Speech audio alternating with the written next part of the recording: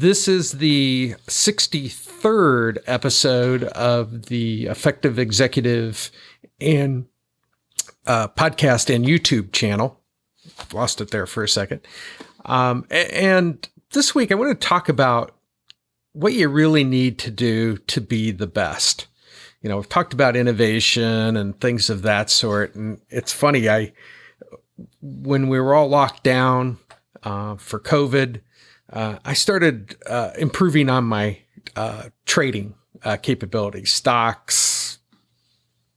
I don't really trade in bonds, but commodities, indices, things of that sort. And one of the things that I noticed as I watched YouTube videos and read things was I was able to improve over time, even though I had a method I've been using for probably, it hadn't changed much in maybe 10 years.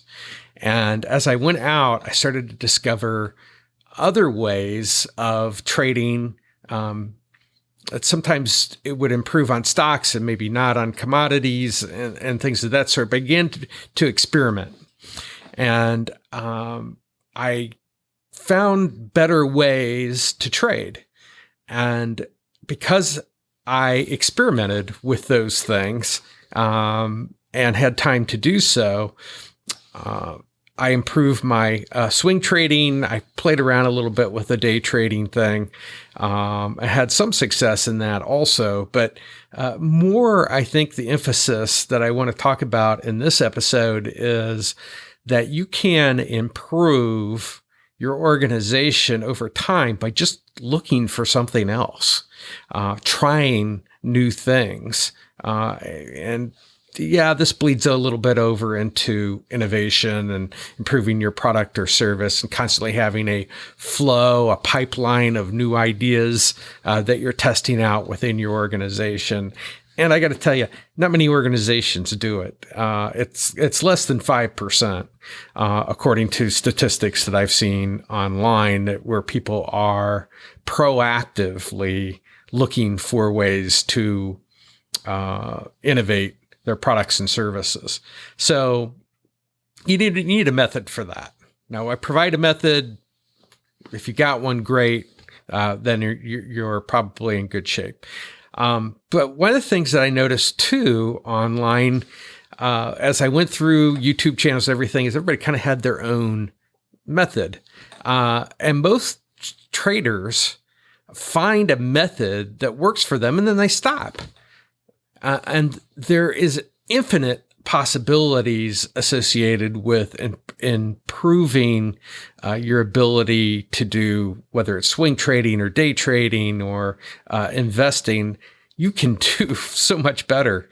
And I won't get into my opinion about financial folks, but more often than not, they're not looking out for your best interests. But regardless, executives need to do the same thing. And if you're going to be the best, people, it's so funny.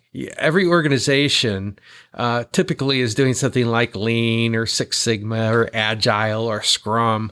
And it's maybe what's been sold to them or just they've experienced in previous organizations. So they bring it over from a different organization, or maybe that's the background that they came from.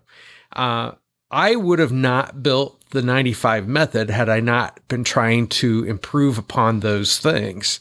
And because I experimented with them, I came up with something that, well, I know it's superior to those methods. But, because it's not the mainstream, it's not really looked at by some of the larger organizations or organizations that are using Lean, Six Sigma, Agile, Scrum, whatever methods that they have within their organizations. And I think they make a huge mistake, not just because of my method, but just going out and looking for new ways to go about and do things. And, it's one of the things I strive to do is because I do have a background, in Lean and Six Sigma and Master Black Belt and all that stuff, and working with software organizations and Agile and Scrum and those types of things, that those aren't the best ways, in my opinion. And you really never know until you try something differently. But the one thing I do know is, and I've warned in these episodes before, is that you got to avoid copying. In other words, just because it worked in another organization, the new organization you're in, it may not be the best method for you to use. Bringing things from other organizations, this gets into synthetic thinking, that the new organization that you're in has different people. It's got different customers. It's a different system. And that's why I always suggest executives, you start at that, from that standpoint of understanding the system that you're in first and how it plays, how it operates as a system. And that's synthetic thinking, and developing those skills, I think should be at the top of the list for any executive, whether you're going to a new organization, whether you're a veteran executive, or whether you aspire to be one. And that's my target audience for these episodes. You know, developing those synthetic thinking skills also gives you new ideas, new ways of looking at things. But I've warned about copying and bringing things from other organizations for that reason, because systems are different.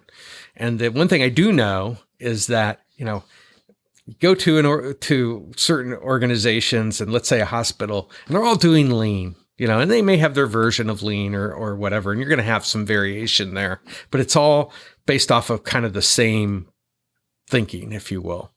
And, you know, copying other organizations, whether it's a competitor, an organization that you came from, or whatever, will always leave you behind. And you just need to pause for a moment and think about that, because copying, if you copy something, you are always behind whoever it is that you're copying. So this needs to be a constant. If you really want to be the best executive, organization, whatever it is, that you're constantly going out there and looking for new ideas and new ways of doing things within your organization. There are infinite number of ideas.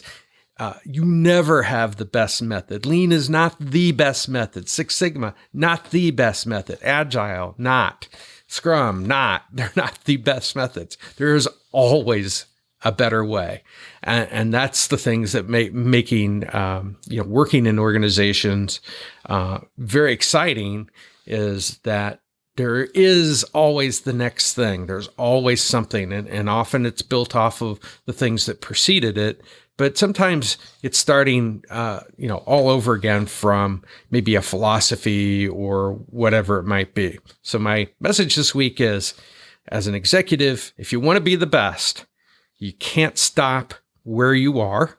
You must always be looking for the next thing, or new ideas, new methods, things of that sort. And remembering that just copying what everybody else is doing always leaves you behind. That's the message I wanted to convey this week. See you next week. Hi, this is Trip Babbitt.